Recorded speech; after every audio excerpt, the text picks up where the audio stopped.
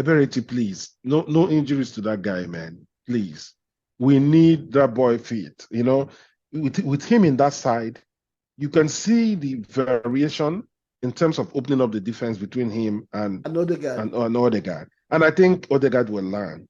This is what we need. Right? Odegaard is not too old to learn, a few things. No, but you The could see quick a 1 million, release. what I call a $1 Mhm. million pass that he opened up that defense today with for Yes, MLS. So yeah, yes, I think yes. you're right. Oh, he's not.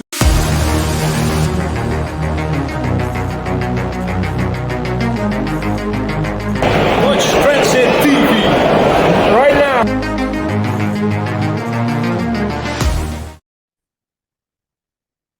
Transit Sports TV back again. It's a quiet house. Obviously, you know why. Man, like if you know where to be found, Nimi not here today. What a weekend. What a massive weekend it's been of football. Some very interesting and massive results. Liverpool losing for the first time this season. And United again continuing their losing streak. Brentford doing business against United, and Chelsea lose as well to Brighton. I'm here with my brother, man like Ugum, to do justice to this weekend's show, and we are going to start from no other place, obviously from St. James's Park. Ugum, you are welcome to the show. oh man, Reggie, what a day! What a day! It's a wonderful day to be alive and to be a goner. So it's wonderful to be on Transit TV. Hey guys, if you enjoy our content, well, whether you enjoy our content or not, hang around, stick around, subscribe, and please share, with your friends and your enemies alike. Let's analyze today. As usual, before we start, let me get this one off my chest. My brother Ugum is not really doing justice to our brotherhood. You can see what he's on today. Yes, I have my Arsenal jersey. I'm proud of it. I'm proud to be a gunner, but this attire by Ugum today, again, he keeps doing these things. It's becoming, I don't know. Well, one of these days I'll pay an uninvited invitation to your wardrobe. And is that what my tellers will do justice to the size. Don't worry Oh, about you're the boss. Anything for you. it. Nice one, nice. I like what you have on, bro. Thank you, bro. Yes, the talk of the town for the past 2 weeks has been handbrake, this mentality, defensive, boring, and stuff. Today, before the beginning of this game, one of my very, very good friend and massive Arsenal fan, Richard, gave me a call and I was talking about Arsenal has to win today. I told him, hey, bro, I don't give me that pressure. I just want to enjoy the game. Win, lose, or draw today, I want to support this team. And for a very long time, I've not really been wearing my jersey at home. That's when I go out to, but I had to wear my jersey. I said, somehow, this team needs all the support it can get today. And boy, did they do just that. There are so many talking points. I don't know where you want to start from. From Mosquera starting ahead of Saliba and his performance to the mentality shift. And of course, obviously, I have my take as well on Eze, depending on where you want to start from, to officiating. And again, where does Arsenal go from here after this massive win? And obviously, we also have to touch base on how Newcastle played and applied themselves in this game. So the floor is yours, my brother.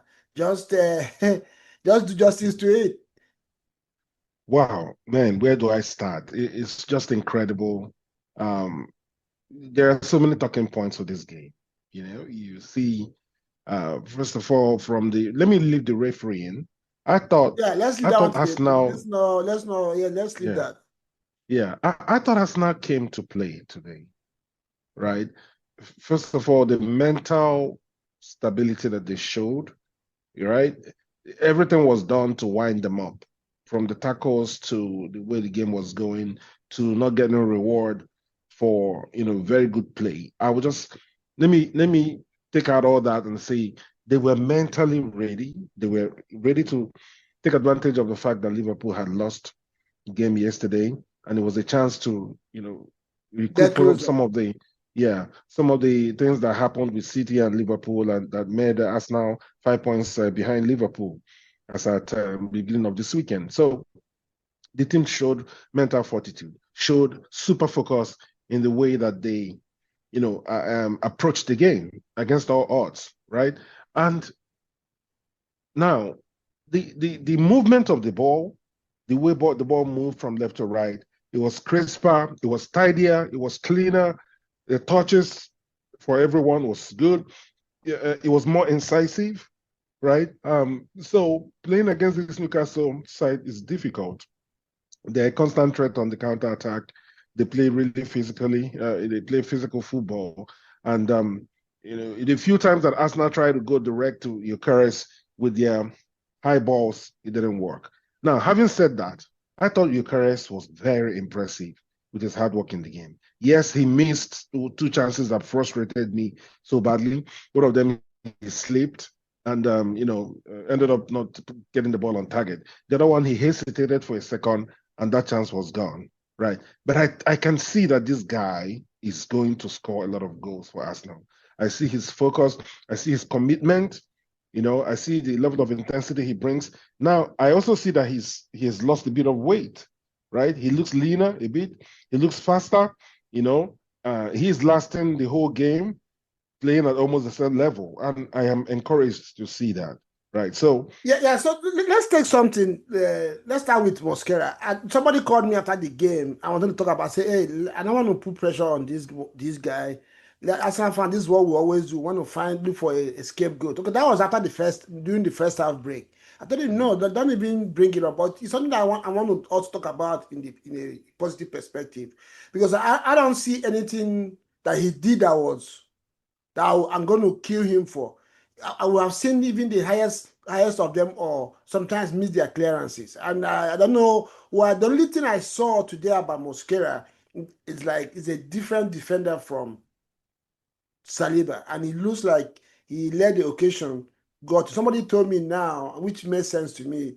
Like maybe sometimes, for him to bench Saliba in a massive game like this probably did something to his man. Obviously, 21-year-old boy. So I don't know. It looks like it was a little bit all over the place and out of position in terms of the way he applied himself today. But I'm not going to fall for anybody telling me that I told you Saliba Mosquera is not a good defender. It's too early. No. Well, what did he do wrong? Only one thing that he did wrong was that he was under pressure and tried to pass the ball with his left foot. He's predominantly right-footed. Yeah. Tried to pass the ball to Raya and missed it. Yeah, I missed the direction of the ball. That's the only thing I saw. He didn't. I didn't see any other thing that he did wrong in that first half. Yeah, with the way we were pressing. Exactly. Pressing Newcastle. The noise in the group was something else. I told you that. What did you tell me? What did you do? No, which made me disagree a bit with subbing him for Saliba at halftime. I thought that wasn't the best thing by the manager, but I also thought that was ruthless by the manager. And at this level, that's what it takes. But like I always say, we as fans, we always talk about these games and these players and these managers based on what we see on the television. We don't know what goes on. We don't know what goes on. That's right. After that first half, his head dropped. It's possible he got in the mental state to continue the game. Nobody knows why. So let's leave it at that. Then talking about Eze, and I know you talked about transition. If you and I have always talked about Arsenal transition on this program. And my issue has always been that we are too slow. We allow teams to settle down before we get on to them. Maybe I couldn't really place my words right. But watching Eze today, I think I found what the issue was with Arsenal. And if they can let this young man affect the way we play, I think we'll be better for it. And what is it? I watched him so many times today. Ball coming in from a deeper midfield position to him. He doesn't even control it. He uses his control to extend it as a pass. I like to sack out to somebody else. And this most times in displaced one or two Newcastle midfielders and made a transition quicker. At some point, I even saw Saka try to play one touch passes. I'm like, oh wow, So I think Eze playing in that 10th position today really helped Arsenal in transition and unseated Newcastle. I don't know if you observed that as well. I agree. Eze is such an incisive passer, and his passes are so disguised that I just love the way they are. Like, yeah, he passes the ball into the channel, touches it a little bit, and always follows up with the pass. That's one thing I love about him, right? He gives you the ball and he gives you an option to either return it to him or to do something else, right? And so he's a threat, big time threat. You know, I missed the first few minutes of the game, and I later saw the shot that he almost scored. Yeah, right? he had 2 or 3 shots in the first. That's why I even started worrying about the games. Is it going to be one of those days? Because Arsenal should have been 3 goals up at the end of first half. Yes, yes. Eberechi, please, no injuries to that guy, man. Please, we need that boy fit. You know, with him in that side, you can see the variation in terms of opening up the defense between him and Odegaard. And I think Odegaard will learn. This is what we need. Right? Odegaard is not too old to learn, you know, a few things. No, but you could see what I call a $1 million pass that he opened up that defense today with for MLS. So yeah, I think you're right. He's not too old to learn. He's very intelligent. He looks like somebody that is intelligent and smart. So he knows that he needs to up his game in that direction. And meanwhile, what a wonderful use of our squad today. Yes, you know 100%. Man. Keeping Odegaard on the bench and Martinelli and bringing them and Merino and bringing them on are crucial parts of the match, man. You could see the difference once a sub was made. You will start to see the difference immediately from once the sub comes in. And again, I spoke to a mate today. I'm like, you guys are saying there is no excuse now for Arteta to win because he has the squad, which means for the past 4 years, you also owe him an apology because that means you always knew that the team was short and we were expecting him to win with it. Now that we have a complete squad, we can see that as manufacturing results. And that takes me to a mentality talk you mentioned earlier on. For me, in terms of mentality, where I'm going to, what you said is 100% correct about the way they didn't let both the officiating, the Newcastle handling of our players and all that, the atmosphere get into them. They were really focused on the game. But there's one aspect of mentality that I saw today that gave us this win. What is it? 1 season ago, 2 seasons ago, after we got that draw, Arteta would have reverted and those players would have said, at least we didn't lose the game. And that would have been the end just to see off the game. But you could see that they still were going for the win and eventually they got it. And we appeared. And this, you and I have mentioned this in the show before, looks like that was the difference between us and Liverpool. Liverpool always looked to get a result, to win a game and not, be okay with a draw. Right. I saw that with City. I know that I guess the timing of that City equalizer was a minute to go. And it was overwhelming and it was a big relief. So they took some time in celebrating before. But I saw Zubimendi also got the ball, and there was a lot of noise made about Arsenal celebrating and not moving forward with their stuff, right? Which I thought, well, today they did the exact opposite. They got the ball, celebrated for a few seconds and went back on it, and were able to push for that equalizer, for the winning goal. The team spirit is there. It's always been there. There's a lot being said by the press that I think are unjustified and unfair, but it is what it is. But I know that the team in the dressing room, together as a squad with their manager, they are focused, they are together. The team spirit is there for everybody to see.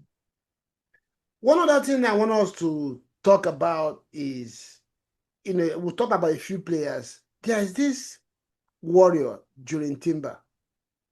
Where on earth did Arsenal sign this player from? I don't know where to start from. Is it his ruggedity, his strength, or is it his mentality, or the skill set? This guy defends you, dribbles you, moves the ball forward, and drops every ounce of energy that he came onto the pitch with until the last minute that he's going to leave. I don't know. What do you have to say about Jurgen Timber? Still heavily underrated. Man, today I saw stuff that I haven't seen from him before. Yeah. Ability to dribble, technical ability, in tight angles, in tight situations, get himself out, stay on the front foot. Such mental resilience. I mean, the guy is a top player. And he's a player that's so multifunctional. He can play midfield for you quite easily. He knows what to do with the ball. Covers the ball, protects the ball. Usually would not turn the ball over quite easily. So yes, he deserves whatever flowers he gets because the guy is really, really good. And this guy is not a natural fullback. No. We bought him from other Ajax where In he fact, was they were playing even as a talking centre about back. him being a defensive midfielder. Nobody really talked about him playing up on the right back. And Arteta, and another credit to Arteta. And before we talk about Arteta and move on to the next match, let's give people a little bit of the stats for this game today, so that the kind of mentality that Arsenal came in with and how the game partnered. Because I mean that there was a span in the game where Newcastle had the upper hand like 10 minutes. People were making noise about it. But this game, Newcastle had a 0.49 SG, while Arsenal had 2.5. Arsenal had 7 shots on target. Newcastle had 3. Arsenal had 7 shots off target. Newcastle had 1. Arsenal had 6 blocked shots. Newcastle had 4. And possession was 64% against 36%. And of course, 12 corners for Arsenal, 7 for Newcastle. Crosses, Arsenal 11 crosses. And saves made. Nick Pope made 5 solid saves, and David Raya made 2 saves. And to round up this show, Newcastle, Eddie Howe is a coach I really, really, really liked. Let me use the word, let me not say liked. Especially when he was in Bournemouth. He's one of the English coaches that play football to entertain the fans and still get results. But he has gradually built this Newcastle into a team that are now known for nuisance, ruffling, and being physical, which I don't have any issue with. But if that's all that is about, you are about, if you meet teams who are willing to match you with that same aggression, it's difficult for you to win games. And I don't know. I'm beginning to see Newcastle as it's going to be difficult for them to maintain the status they have arrived at in the last 3 seasons that the ownership was changed. Yes, I agree. First of all, I do not like Eddie Howe. Yeah, I do not hate him. I do not like him. The reason I do not like him is the way his team plays, especially when they play against Arsenal. It's a team I support. I think that if he actually uses his squad and allows them and gets them to play, right, to actually play the game, there's a chance they can get more than they are getting instead of instead of targeting people and kicking people up and down and consistently fouling and looking for things to hang on and win. Most of the wins that he's gotten against us now have been very controversial because of stuff that the referees overlooked, against us now. But some days when you see Newcastle actually keep the ball on the floor and play, you see that they are a very good team, full of good players. So so that's why the guy I don't rate him that highly, because he needs to do better than resort to this nasty tactic. Right now.